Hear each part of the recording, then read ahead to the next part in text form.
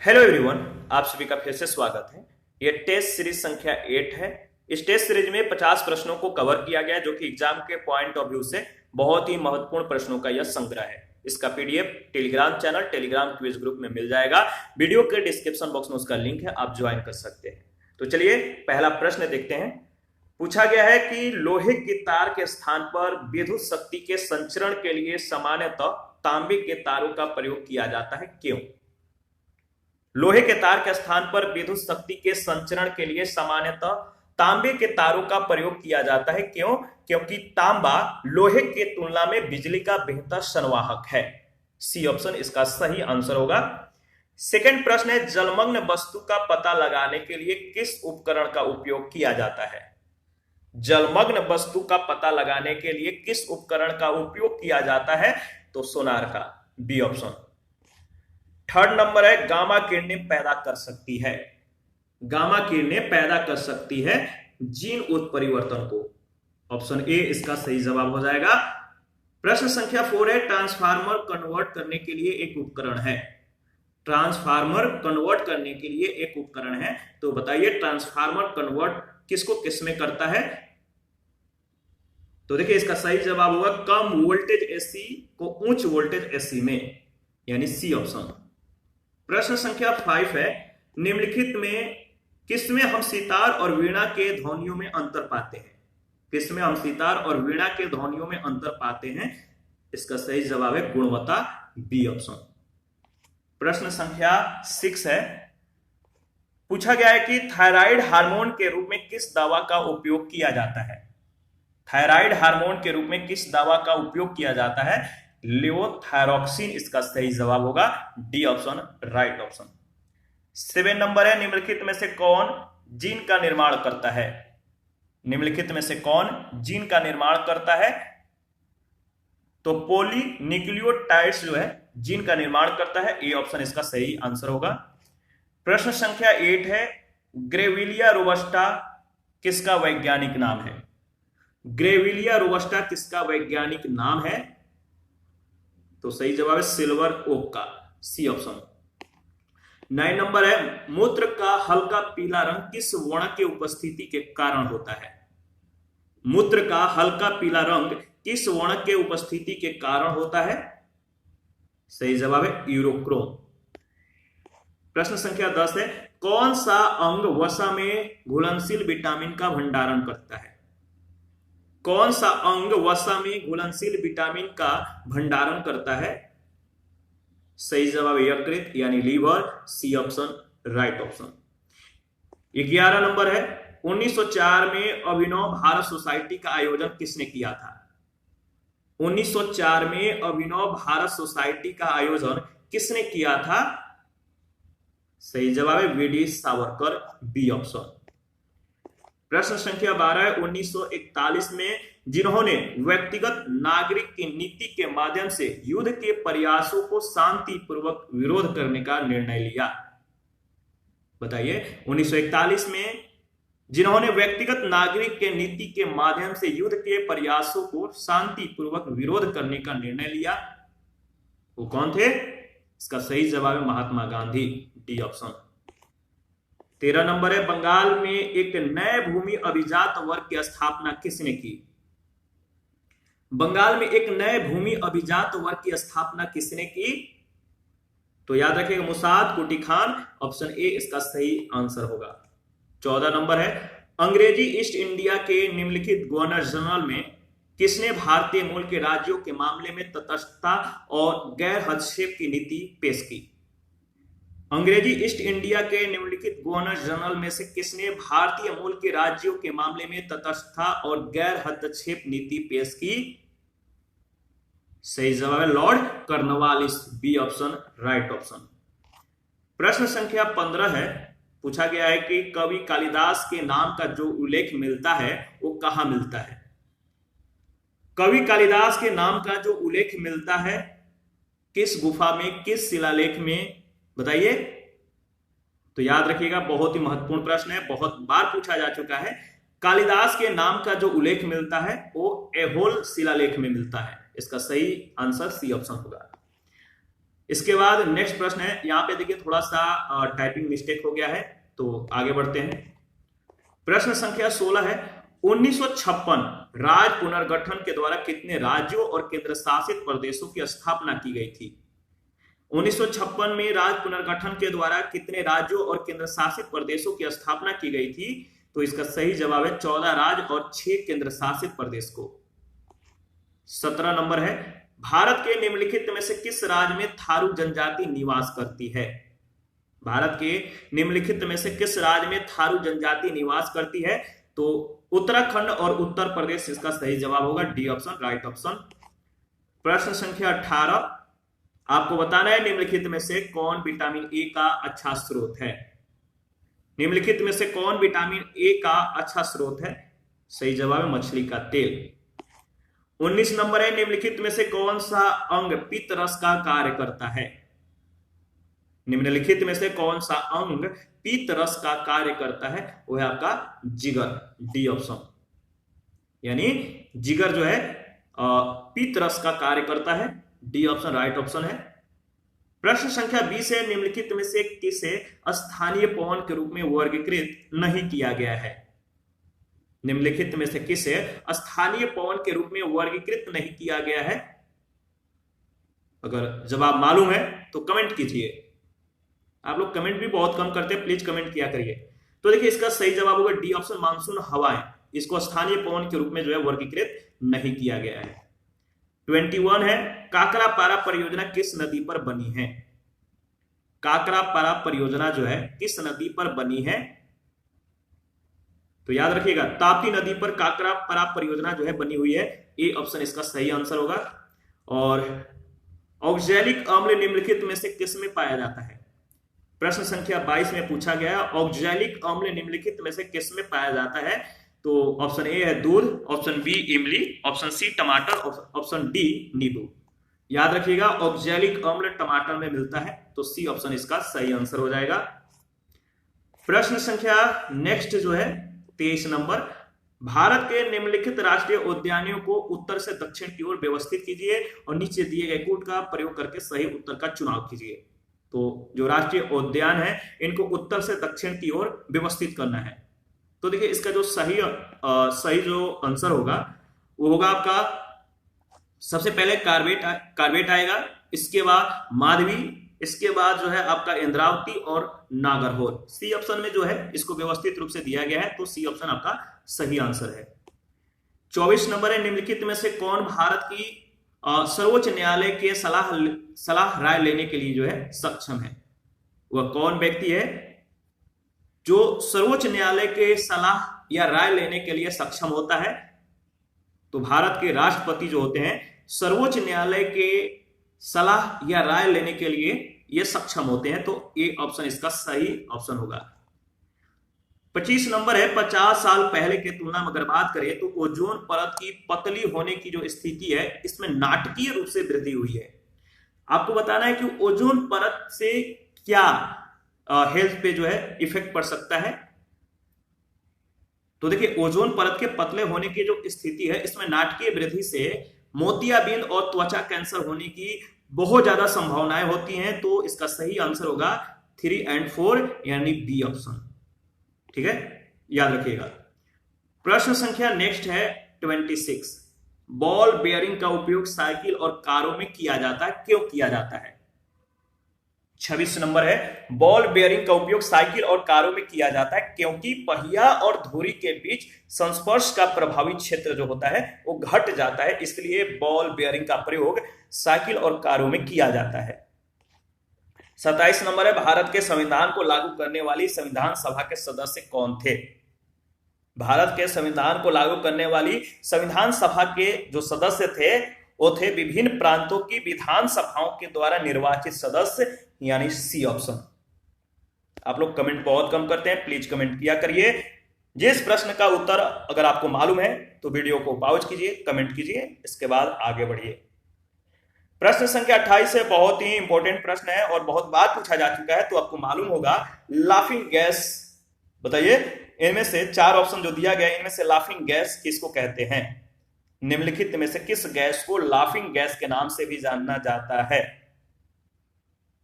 तो सही जवाब है, बताइए। देखिए इसका सही जवाब होगा, देखिए यहां पे ए और ये बी है, ये सी है और ये डी है। तो लाफिंग गैस जो है, बताइए इसका सही जवाब होगा नाइट्रस जो ऑक्साइड होता है, इसको लाफिंग गैस के रूप में भी जाना जाता है। 29 नंबर है, ब्राजील के सवाना क्षेत्र को स्थानीय रूप से क्या कहा जाता है? ब्राजील के सवाना क्षेत्र को स्थानीय रूप से क्या कहा जाता है? तो इसका सही जवाब होगा Cerrado. Option A right option है।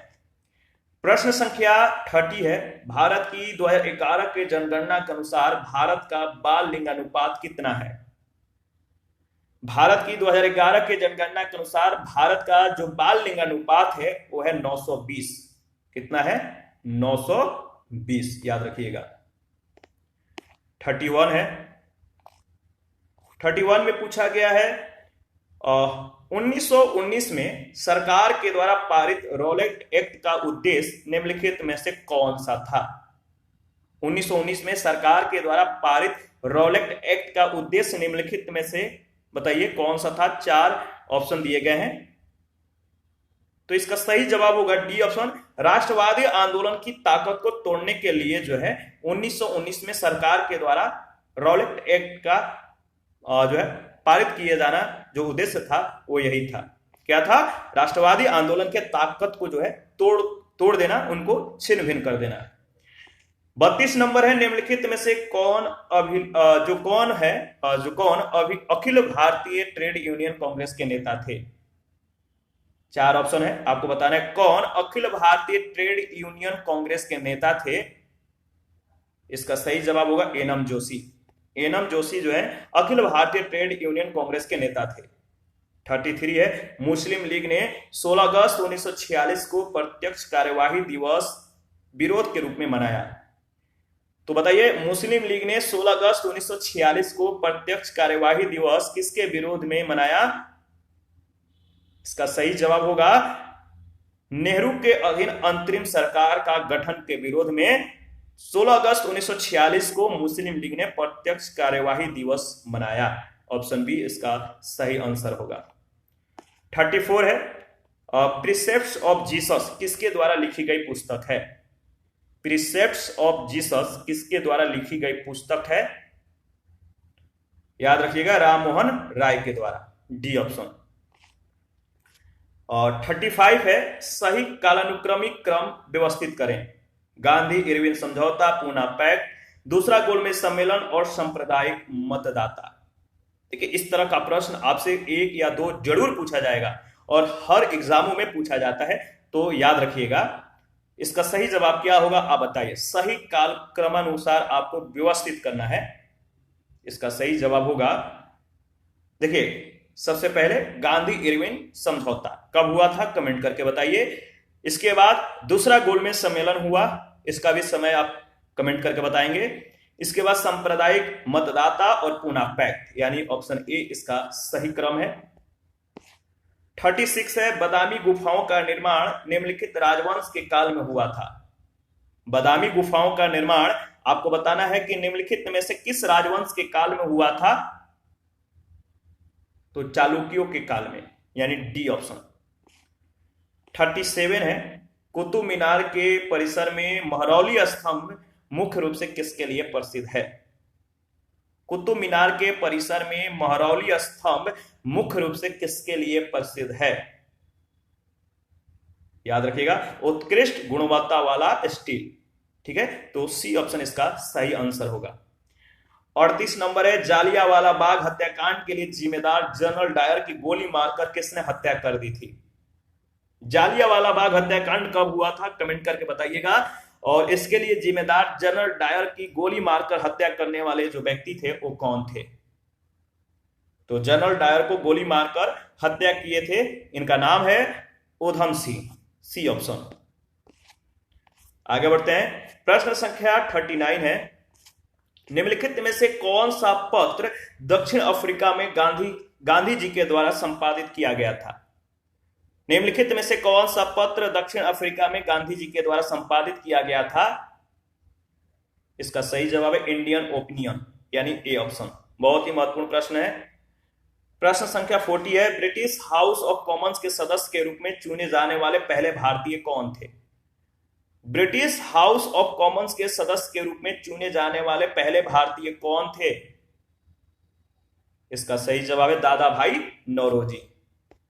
41 है, खिज्र खान ने किस राजवंश की शुरुआत की थी? खिज्र खान ने किस राजवंश की शुरुआत की थी? याद रखिएगा, सैद वंश की। खिज्र खान ने सैद वंश की शुरुआत की थी। और 42 है, कैवल्य। कैवल्य का संबंध किस धर्म से है? कैवल्य का जो संबंध है किस धर्म से है? इसका सही जवाब होगा जैन धर्म। कैवल्य का जो संबंध है वो जैन धर्म से है। 43 है, कौटिल्य के द्वारा लिखित महत्वपूर्ण ग्रंथ कौन सा है? कौटिल्य ने महत्वपूर्ण ग्रंथ लिखा है। कौन सा ग्रंथ लिखा है? 4 ऑप्शन है, आपको बताना है ऑप्शन के अनुसार। देखिए, अर्थशास्त्र जो है कौटिल्य के द्वारा लिखा गया महत्वपूर्ण ग्रंथ है। बहुत बार यह प्रश्न पूछा जा चुका है, तो ध्यान रखिएगा। 44 है, ताजमहल को संगमरमर में एक सपना कहा जाता है। किस स्मारक को पथ में सपना कहा जाता है? ताजमहल को संगमरमर में एक सपना कहा जाता है, तो आपको बताना किस स्मारक को पथ में सपना कहा जाता है। Option A Rangmahal, option B Panchmahal, option C Lal Qila और ऑप्शन डी बहाई मंदिर। बताइए। तो देखिए, इसका सही जवाब है पंचमहल को पत्थर में जो है सपना कहा जाता है। संगमरमर में एक सपना जो है ताजमहल को, और किस स्मारक को पत्थर में सपना कहा जाता है? तो पंचमहल को। ध्यान रखिएगा। और 45 है, किस सुल्तान ने सर्वप्रथम सुल्तान की उपाधि धारण की? कि सुल्तान ने सर्वप्रथम सुल्तान की उपाधि धारण की थी? सही जवाब है महमूद गजनवी ने। महमूद गजनवी ने सुल्तान की उपाधि सबसे पहले धारण की। याद रखिएगा। 46 है, जहांगीर के शासनकाल में मुगल दरबार में पेश होने वाला पहला अंग्रेज कौन था? जहांगीर के शासनकाल में मुगल दरबार में पेश होने वाला पहला अंग्रेज कौन था? इसका सही जवाब है William Hawkins. William Hawkins Jahangir के शासनकाल में मुगल दरबार में पेश होने वाले ये पहले अंग्रेज थे। 47 है, गांधी जी ने निम्नलिखित में से किसने अपना राजनीतिक गुरु माना है? 4 ऑप्शन है। गांधी जी के राजनीतिक गुरु कौन है, या गांधी जी ने निम्नलिखित में से किससे अपना राजनीतिक गुरु माना है? तो इसका सही जवाब क्या होगा? इन दोनों प्रश्नों का एक ही जवाब है। राजनीतिक गुरु हैं गांधी जी के, वो हैं गोपाल कृष्ण गोखले। D option. आगे बढ़ते हैं। 48 पूछा गया है, सती प्रथा का सबसे पहला उल्लेख निम्नलिखित में से किस अभिलेख में मिलता है? सती प्रथा का सबसे पहला उल्लेख निम्नलिखित में से किस अभिलेख में मिलता है? इसका सही जवाब है भानुगुप्त का एरण अभिलेख। जो एरण शिलालेख है, सती प्रथा का सबसे पहला उल्लेख यहीं पर मिलता है। तो आपका 48 का बी ऑप्शन बिल्कुल राइट ऑप्शन है। 49 है, सबसे पुराना रॉक कट आर्किटेक्चर कहां पर पाया जाता है? सबसे पुराना रॉक कट आर्किटेक्चर कहां पर पाया जाता है? तो याद रखिएगा 49 का जो सही जवाब होगा वो होगा आपका बिहार। इसके बारे में ऑलरेडी हम लोगों ने इससे पहले वाले टेस्ट सीरीज में डिस्कस किया था। 50 नंबर है, निम्नलिखित में से किसने सबसे पहले यह समझाया कि पृथ्वी के अपनी धुरी पर घूमने से दैनिक उदय और सूर्य अस्त होता है? किसने सबसे पहले यह समझाया कि पृथ्वी के अपने धुरी पर घूमने से दैनिक उदय यानी सुबह और शाम होता है? अगर सिंपल से वर्ड में कहें तो बताइए सबसे पहले किसने यह समझाया था? याद रखिएगा, बहुत ही महत्वपूर्ण प्रश्न है, बहुत बार पूछा जा चुका है। सही जवाब है आर्यभट्ट ने। ऑप्शन ए आपका बिल्कुल सही ऑप्शन है। और यहाँ पे जो है YouTube, Telegram channel, Telegram quiz group और इंस्टाग्राम अन्य सोशल साइट्स का भी यहाँ पे जो है आपको लिंक दिया गया है, आप ज्वाइन कर सकते हैं। और यहाँ पे जो है आपको आंसर की दिया गया है। पीडीएफ जो है आपको कहाँ पे मिलेगा मालूम है? टेलीग्राम चैनल और टेलीग्राम क्विज ग्रुप में, तो ज्वाइन कर लीजिएगा। और कोई भी डाउट हो किसी भी प्रश्न में या कोई और सलाह हो तो आप हमें कमेंट करके बता सकते हैं। आपके सलाह या आपके कमेंट का हमें बेसब्री से इंतजार रहता है। प्लीज अपनी प्रतिक्रियाएं दिया करें। Thank you. मिलते हैं नेक्स्ट सेशन में।